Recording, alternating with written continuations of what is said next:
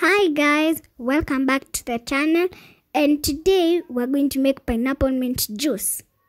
And we are going to use a ripe pineapple and dried mint.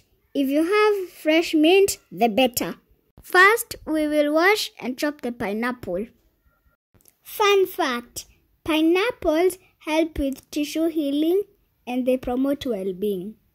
And mint leaves help to reduce indigestion. Now my mommy is adding dried mint leaves to the pineapple slices.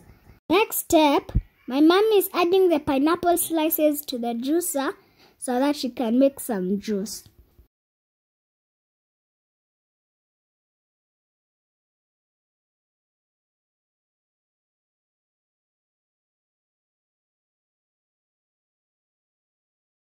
Now that is my juice.